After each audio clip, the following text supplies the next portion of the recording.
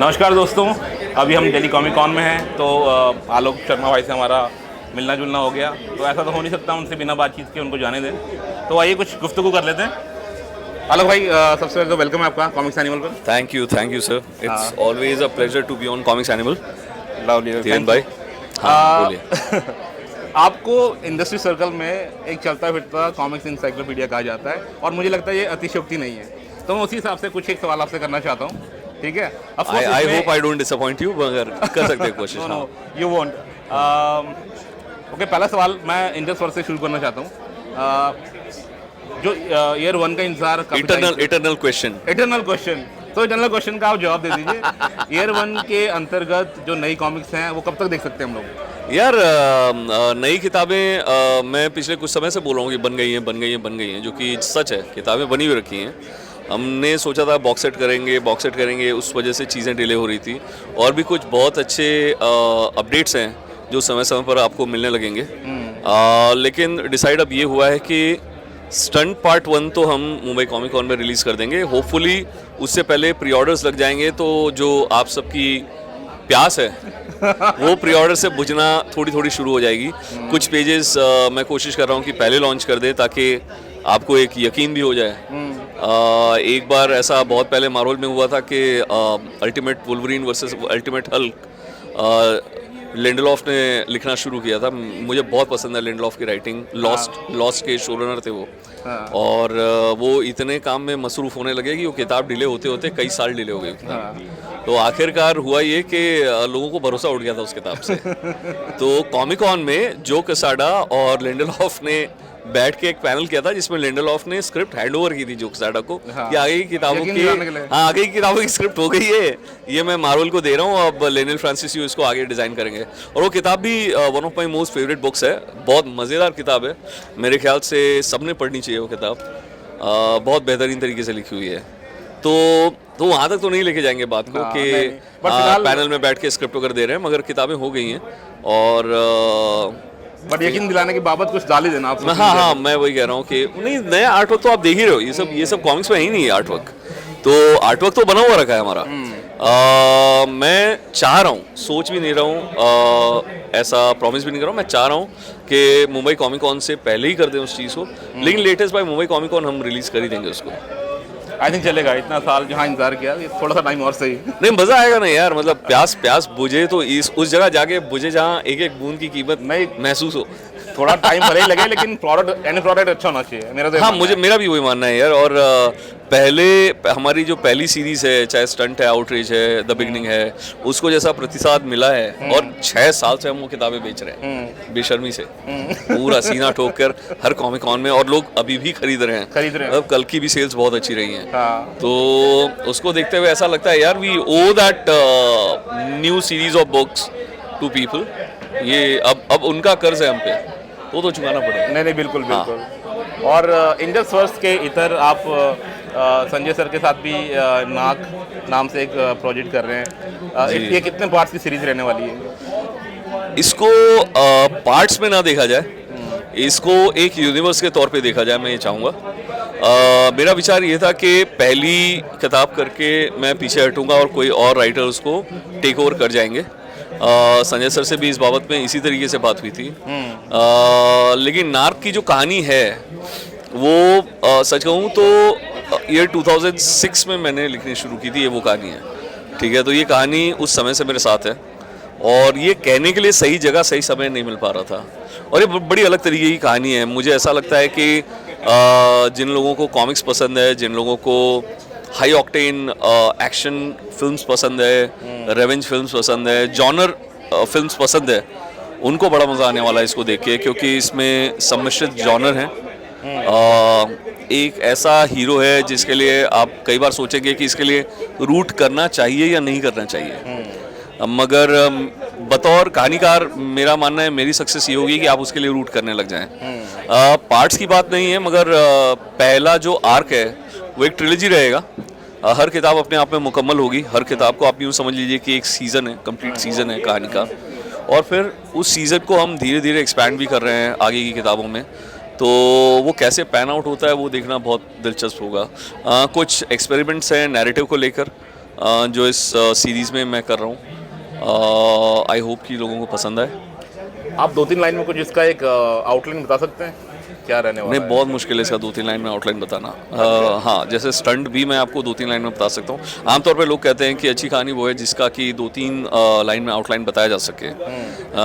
नार की कहानी ऐसी है कि उसके यहाँ वहाँ मल्टीपल नैरेटिव है। तो जब मल्टीपल नैरेटिव चल रहा होता है तो उसको 2-3 लाइन्स में कहना मुश्किल है, मगर मैं कहता हूँ कि प्रतिशोध की ज्वाला है, अरे कि बदले की आग है, और every action has a reaction. और गीता में जो ज्ञान है वो सारी चीज़ें कैसे एक इंसान अगर सोच समझ कर चले तो अपने लाइफ में बिना उनको पुश किए भी वो उनको फॉलो कर सकता है। कि life is a war, but उस वॉर में आप किस जगह खड़े होते हो, आप कितनी शांति से उस जगह पे खड़े होते हो उस वॉर के बीच में।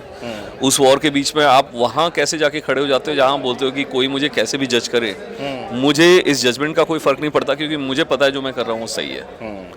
अब जब एक इंसान उस जगह पहुँच जाता है जहाँ वो बोलता है जो मैं कर रहा हूँ वो सब सही है, तो उसको कौन बताएगा कि कुछ चीज़ें वो ऐसी भी कर रहा है जो गलत हो सकती है, या कुछ ऐसी चीज़ें हैं जो उसके हाथों से गलत हो गई हैं। ये बताने की हिम्मत किस में होगी? तो ये इन सारे सवालों के जवाब हैं। कहानी का नायक है जिसका नाम यम है, और ये यम की कहानी है जो कि अपने एक जर्नी पे निकला हुआ है। अब इस जर्नी में कैसे उतार चढ़ाव हैं, और कुछ ऐसे दृश्य हैं, कुछ ऐसे सिनेरियोज हैं जो बहुत बड़ी बात ना भी करूं मैं तो मैं कहूँगा कि अभी तक हमने हमारी कॉमिक्स में तो इस तरीके की चीज़ें नहीं देखी हैं। तो आई होप कि लोगों को उसको पढ़ने में उतना मज़ा आया जितना मुझे उसको लिखने में आया था, जितना मज़ा संजय सर को उसको पहली मेरे फर्स्ट रीडर थे वो उनको पढ़ने में आया, और फिर ललित जी को जो मज़ा आया उसको पढ़कर आई होप, क्योंकि उन्होंने हमारी बड़ी लंबी लंबी फ़ोन कॉल्स हुई उसके बाद जब ललित जी ने ड्रॉ करना शुरू किया और डिस्कशन शुरू हुए, और बहुत सारी चीज़ें हमने आपस में डिस्कस करनी शुरू की इस कहानी को लेकर। और ललित जी ने जो काम किया है वो तो मतलब किसी और ही लेवल पे है इस जगह पे, क्योंकि I have been a fan of Lalit Kumar Sharma's work ever since I saw his work for the first time. ठीक है, हम सभी ललित के फ़ैन हैं, और करीब 1 दशक से भी अधिक समय के बाद ललित जी ने एक full fledged Indian comic book की है, जो कि तकरीबन 80 पेज की है। इतनी लंबी किताब उन्होंने बहुत लंबे समय से की नहीं है। फिर उसमें ललित जी ने अलग अलग सीन्स के लिए, अलग अलग टाइम पीरियड के लिए अलग अलग इंकिंग स्टाइल फॉलो की है आर्ट में, जो कि देखने में और ज़्यादा मज़ा आने वाला है लोगों को। मुझे ललित के काम पे जगदीश की इंकिंग बहुत पसंद है। तो जगदीश जी जो करते हैं वो कुछ और ही मैजिक करते हैं, मगर इस बार आपको एक और नया टेस्ट मिलने वाला है जिसमें ललित जी के काम पे खुद ललित जी इंक कर रहे हैं। अच्छा, हाँ, और बहुत मज़ा आने वाला है यार, बहुत मज़ा आने वाला है। मेरी बड़ी इच्छा रहेगी कि इसका एक इंक्ड वर्जन निकल के आए कलर के पहले, एक नोआ वर्जन ब्लैक एंड वाइट, तो आपको देखने को मिले कि क्या चमत्कार हुआ है इस किताब में। क्योंकि जो आर्ट में देख रहा हूँ बहुत मज़ा आ रहा है यार, और मैं इसलिए नहीं कह रहा कि ये मेरी किताब है, ये किसी और की किताब होती तो मैं जल भून के मर जाता। नहीं, हमने कुछ ग्लिम्स देखे हैं उसके, और हमें काफ़ी बेसब्री से इंतजार है। कुछ टाइमलाइन है आप लोग के माइंड में? First half of next year कब तक आ जाएगी?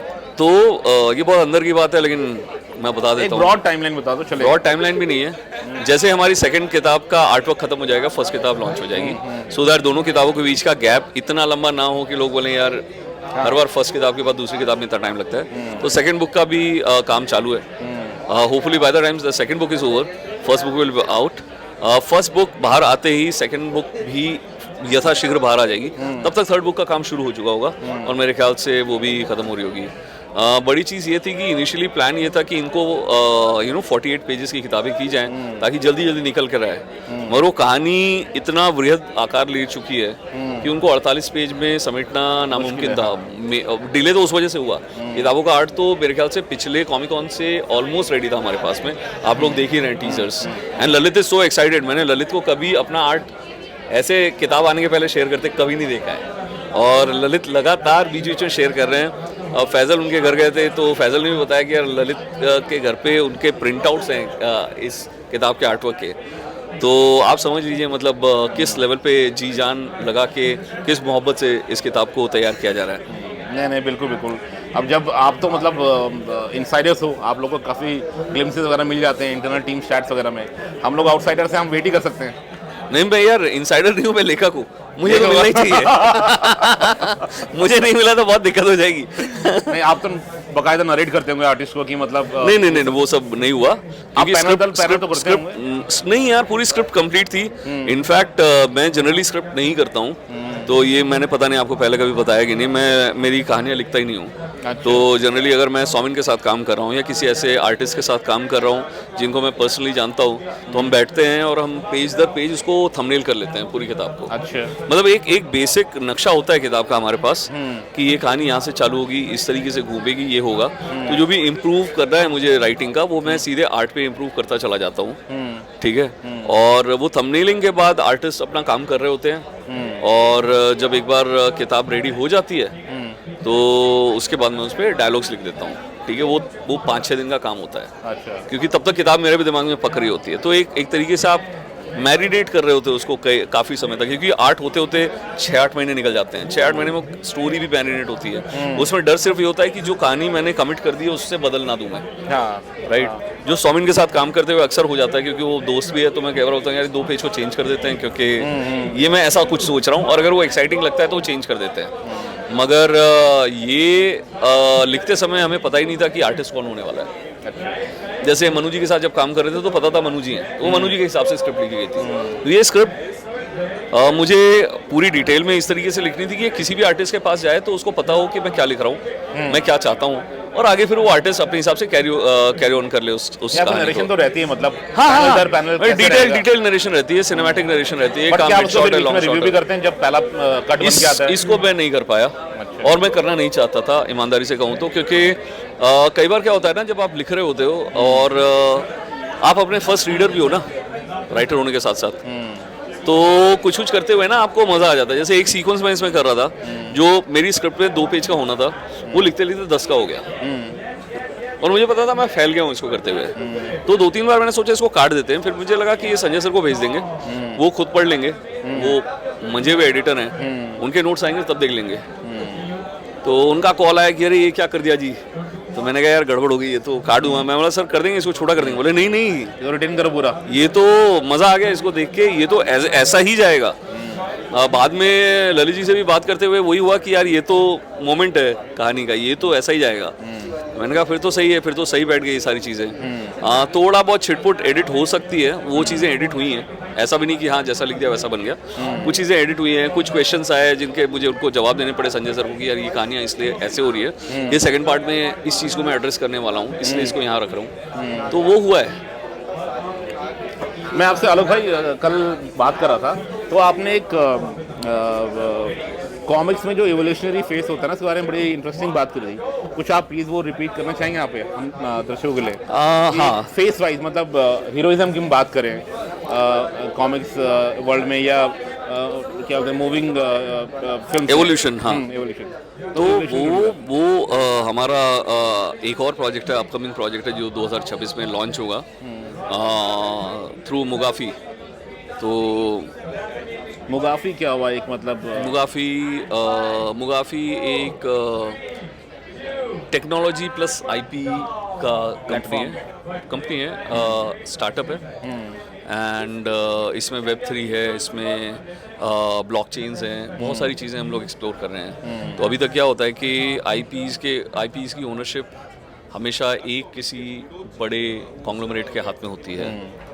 To make that thing more democratize, कि अगर आप चाहें तो हो सकता है मोक्ष का एक चंक आप भी ओन कर सकें, अगर आप चाहें तो आप भी उसका एक पार्ट बन सकें। ये एक एक्सपेरिमेंट भी नहीं बोलूँगा मैं कहूँगा is the next big thing that is going to happen in Indian comics and otherwise as well. तो ये एक शुरुआत है, एंड आई होप कि it's going to revolutionize the IP industry like nothing else. तो ये आप उनके लिए लिख रहे हैं, मतलब कुछ मैं मुगाफी का सीसी हूँ। अच्छा। तो बहुत सारी चीज़ें हम लोग वहाँ कर रहे हैं। हम फिल्म्स प्रोड्यूस कर रहे हैं, हम शोज़ प्रोड्यूस कर रहे हैं, एनिमेशन कर रहे हैं, कॉमिक्स कर रहे हैं। मेनली आईपी का एक बैंक क्रिएट किया जा रहा है, जो कि आने वाले समय में आप देखेंगे। हमारी एक तेलुगु फिल्म रिलीज़ हुई थी लास्ट ईयर जून में, जिसका नाम है कुबेरा। उसमें नागार्जुन थे, धनुष थे, रश्मिका मंदाना थी। अब फरवरी में हमारी एक मराठी हिस्टोरिकल फिल्म रिलीज़ हो रही है। इसके आगे भी बहुत सारे प्लान्स हैं। इसके अलावा वर्टिकल एंटरटेनमेंट में 25 के ऊपर शोज़ हमने बना दिए हैं, प्रोड्यूस कर दिए हैं। इसमें ग्राफिक नॉवेल्स भी होंगे, इसमें एनिमेशन भी होगा, एनिमे भी होगा, बड़े शोज़ भी होंगे, OTT शोज़ भी होंगे, फिल्में तो हो ही रही हैं। तो और भी न्यू एज मीडियम जिसको हम कहते हैं, तो न्यू एज मीडियम की ओर अग्रसर हो रहे हैं हम लोग इसमें अग्रेसिवली। तो वो चीज़ चल रही है। तो एवोल्यूशन का कौन सा फेस हमको इसमें देखने को मिलेगा? तो जैसा मैं कह रहा हूँ कि आज की डेट में IP is going through a revolution, वैसे ही IP ownership is going through a revolution, वैसे ही IP also has to go through a revolution. IP का सीन ये हो गया कि IP को लेके क्लैरिटी किसी के दिमाग में नहीं है। अब ये हो गया कि मैंने एक ड्राइंग कर ली, ये भी एक IP है। मैंने एक लाइन की कहानी लिख ली, ये भी एक IP है। IP का मतलब ये नहीं है कि कुछ भी कर लिया वो इंटेलेक्चुअल प्रॉपर्टी बन गई और वो कहीं से भी कहीं भी पहुंच जाएगी। IP का मीनिंग जो है वो बहुत वृहद है, उस पर फिर कभी हम लोग चर्चा करेंगे। मगर इस समय जो सुपर हीरो यूनिवर्स मुगाफी में क्रिएट हो रहा है, the first universe is called Moksha universe and we are doing 6 universes. तो this is one of the first. Moksha universe का किस्सा जो मैं आपको कल बता रहा था कि हर मीडियम, हर जॉनर, मैं आपको इमेजेस भी भेजूंगा, हर मीडियम, हर जॉनर एक एवोल्यूशन के थ्रू गुजरता है इन अ कपल ऑफ डेकेड्स। कि अगर आप देखें 1930s was the origin of super heroes, origin के बाद रीहैश ऑफ सुपर हीरोज, रीहैश के बाद reboot of super heroes, reboot के बाद हुआ कि एक मैच्योर रीडर्स के लिए उसको बनाना है तो एक मैच्योरिटी ऑफ सुपर हीरोज। उसके बाद आया सबवर्जन ऑफ द मीडियम कि आप देख रहे हैं कि सुपर हीरोज़ को लेके, यही स्टोरीज को लेके हमने सबवर्ट किया। एलन मूर ने वॉचमैन में किया, द बॉयज़ आपने देखा, वो बहुत सारी ऐसी कहानियां जिसमें आप बोलते हो अरे ये सुपर हीरो तो मुझे पता है, ये तो थोड़ा सुपरमैन पे बेस्ड है, मगर उसका सबवर्टेड वर्जन है। तो अब सबवर्जन भी अपनी एक ऐसे पिनेकल पे पहुंच गया है कि जहां वो सैचुरेट हो गया है, राइट। आप देखोगे अभी एजी सुपर हीरोज चल रहे हैं, सब एजी सुपर हीरोज हैं जो थोड़ा सा डेडपूल जैसी सेल्फ रेफरेंशियल ह्यूमर को लेके काम कर रहे हैं या इस तरह की चीज़ें कर रहे हैं। तो what is the next in this evolution? Any medium that goes through this comes to a level where subversion also needs to meet some level of philosophy, some level of seriousness within the subversion.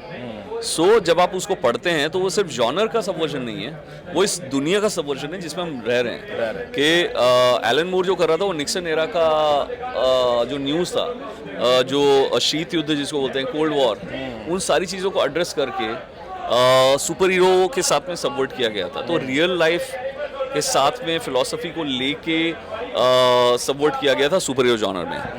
मोक्ष उस दिशा में हमारा प्रयास है जहां हम super hero genre को subvert कर रहे हैं in something that people haven't seen so far. So that is what Moksha Universe is all about. What if anybody can be a superhero? अगर हम कहते हैं कि with great powers comes great responsibility. What if I don't perform my responsibilities?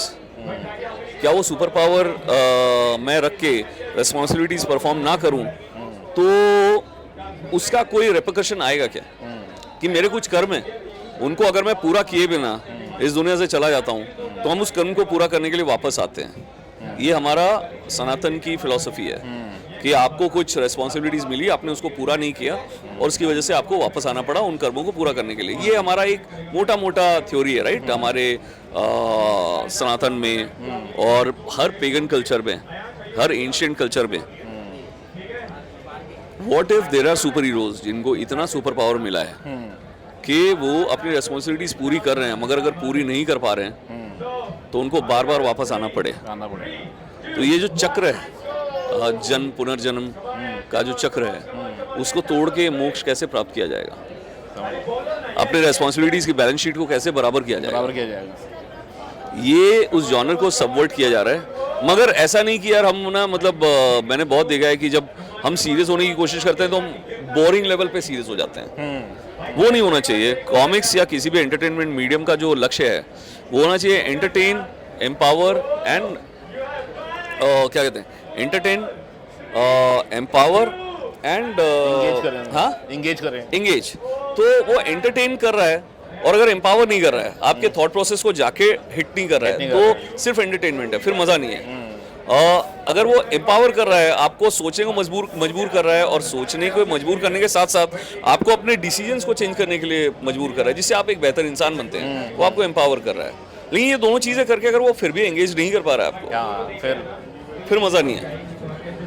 तो वो चीजें लेके आना बहुत जरूरी है कहानी में। तो बतौर कहानीकार मेरा मानना यह है कि मेरा पहला जो लक्ष्य होना चाहिए वो एंटरटेनमेंट होना चाहिए। कि किसी ने अगर नहीं पढ़नी है ना उस किताब के फिलोसफी या पॉलिटिक्स में, तो भी उसको इतना मजा आए, पढ़ने में तो मजा आया कि वॉचमैन अगर ऐसे नहीं देखो तो एक सुपर हीरो स्टोरी है, मर्डर मिस्ट्री है, हू डन इट तो है उसमें, तो आपको मजा आता है। वी फॉर वेंडेटा एक थ्रिलर तो है, अगर और कुछ नहीं है तो मेरा वही कहना है कि अगर इन कहानियों को एंटरटेनमेंट, इन कहानियों से निचोड़ लिया जाए ना, तो नींबू के छिलके जैसी हो जाएंगी कहानियाँ, तो वो नहीं करना है कहानियों के साथ। तो ये एक प्रयास है। अगले साल ये किताबें भी आ रही हैं, 3 किताबें 100-100 पेजेस की हैं, और उसके बाद ये मल्टीप्लाई होती जाएंगी 100-100 पेजेस की और किताबों में। एक बहुत बड़ी टीम इनके पीछे काम कर रही है। इंडिया के ही नहीं, इंटरनेशनली भी बहुत बड़े क्रिएटर्स और एडिटर्स इसमें इन्वॉल्व हैं, जिनके नाम आने वाले समय में आप सुनेंगे, और ये बहुत बड़े नाम हैं। तो ये एक प्रयास है हमारा कि हम कुछ अलग करें, सिर्फ एक मीडियम में नहीं, फिर ये मल्टीप्लाई होती है एनिमेशन के अंदर, लाइव एक्शन के अंदर, शोज़ में, सिनेमा में, और ये वो यूनिवर्स है जो कि सिर्फ चलता चला नहीं जाएगा। This universe is built with a proper ending in mind. ये ख़त्म होगी कहानी, यहाँ किरदार मरेंगे तो वो मरेंगे, वो वापस रिटर्न ऑफ सुपरमैन नहीं होने वाला है। अच्छा, हेलो भाई, लास्ट 2 क्वेश्चंस एंड आप क्विकली इसका आंसर करना। पहला तो ये कि जो यंग रीडर्स हैं उनको वापस मतलब उनके लिए कॉमिक्स को रेलेवेंट बनाने के लिए मतलब पब्लिशर्स एट लार्ज मतलब उनको क्या करना चाहिए क्विकली, मतलब कुछ नहीं करना चाहिए। अगर कहानियाँ अच्छी हैं, बच्चे खुद आते हैं, दोबारा पढ़ने लग जाते हैं। ज़बरदस्ती बच्चों के मुंह पे किताबें मत ठूंसिए, पहली चीज़। दूसरी चीज़, किताबों को इतना एंगेजिंग बनाइए, इतना एंटरटेनिंग बनाइए कि बच्चे को लगे कि यार इतना इन्वेस्टमेंट मैं कर सकता हूँ इस काम में, और वो आए और उस चीज़ को पढ़े। तीसरी चीज़ है, माँ बाप ने भी घर में जाके पढ़ना चाहिए। अगर वो नहीं पढ़ेंगे तो बच्चे वो देखेंगे नहीं तो वो भी नहीं पढ़ेंगे, है ना। तो मुझे लगता है पब्लिशर को सबको मदर टेरेसा बनने की ज़रूरत नहीं है ना। जिन चीज़ों ने काम कर रहे हैं वो चीज़ें ज़रूर काम करेंगी। अभी भी बहुत सारे टाइटल्स बच्चों के ऐसे हैं जो बहुत बेहतरीन तरीके से काम कर रहे हैं। तो समझिए कि बच्चों को चाहिए क्या और फिर उनको दीजिए। बच्चों से ऐसे बात मत कीजिए जैसे वो आपसे छोटे हैं, आपसे बच्चे हैं। बच्चों खुद बच्चा बनकर बात करने की ज़रूरत नहीं है, बच्चों को अपने जैसा समझकर उनसे बात कीजिए। तो बहुत लोग बोलते हैं यार मैं बच्चों के साथ बच्चा बन जाता हूँ, वो बहुत ही बेवकूफ़ाना हरकत है। बच्चे को पकड़ में आ जाता है, ठीक है। तो बच्चे को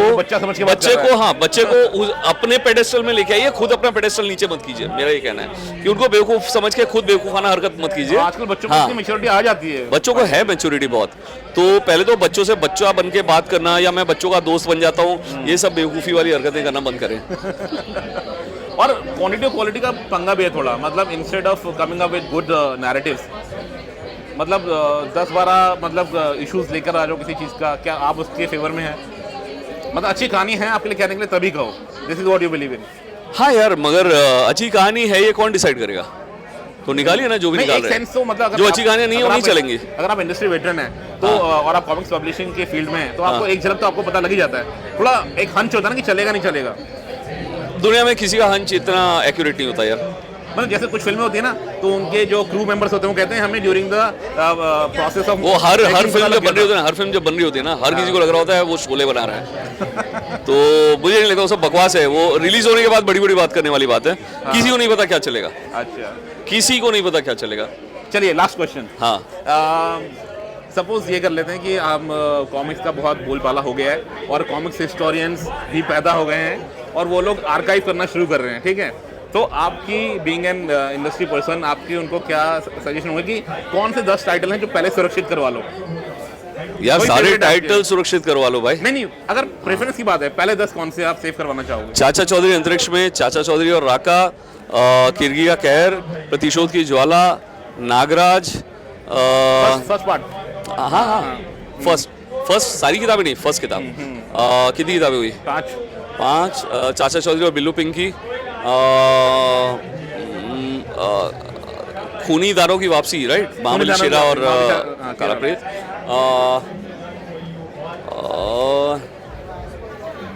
ड्रैकुला का प्रेत जाल, ओके, और 2 और चाहिए, Hunter shark force, okay, fifth one should be one last. यार कर्फ्यू, येट होगा, माउंट होगा को मैं तीनों को एक किताब मानता हूँ, तो ये उनकी डाइजेस्ट को एक बोल दो। उनके डाइजेस्ट को। डन। ठीक है, थैंक यू सो मच। चलिए, थैंक यू भाई। Thank you.